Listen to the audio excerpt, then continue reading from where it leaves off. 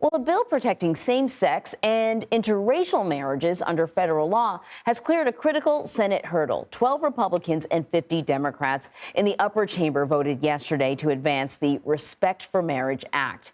CBS News congressional correspondent Nikole Killion is on Capitol Hill with more on this crucial step forward. So, Nikole, just sort of first off, I think a lot of people, maybe not a lot of people, I was surprised that interracial marriage was included in this because I didn't realize that it was up for discussion in any way, shape, or form. So talk to me about this bill. Talk to me about what it would do if it becomes law and why it's significant.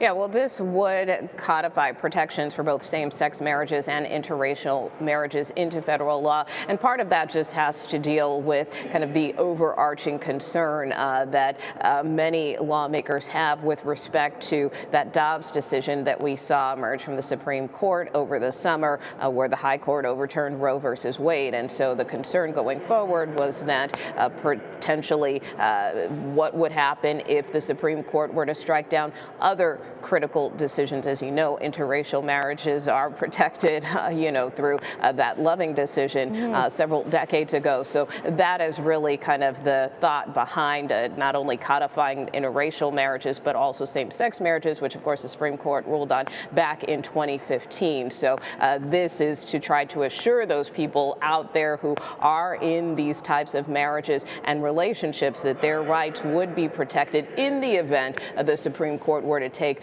further action on some of these other historical precedents and rulings. So whether or not that happens, obviously we don't know, but that is the purpose certainly behind at least having these codified protections into federal law. And there were lawmakers who voted against it, Republican lawmakers. What was their argument for voting against this bill?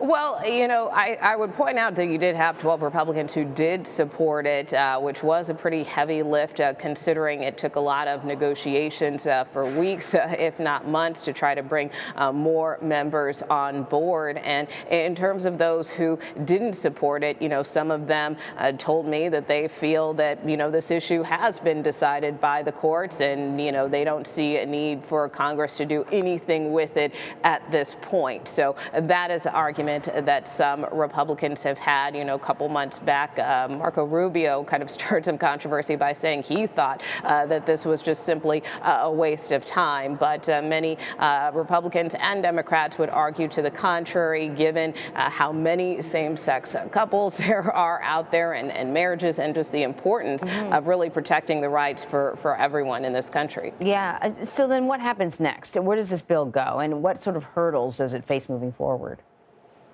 Well, really, the only hurdle is just when it will come onto the floor for a final vote. That is something that could happen as soon as today, or potentially it could be at some point after the holiday. We just don't know yet. But certainly this procedural hurdle yesterday and the fact that 12 Republicans did sign on is a positive indicator that there could be bipartisan support for this bill going forward. And worth noting that in the House, this same measure cleared with the support of 47 Republicans. So again, this is legislation that does have bipartisan support. It's really just a matter of when it comes up for a final vote and whether at least 10 Republicans will continue to support the measure. So then, as you pointed out a couple times, bipartisan support, we don't get a lot of that these days. Could this vote signify more opportunities for bipartisanship in the future?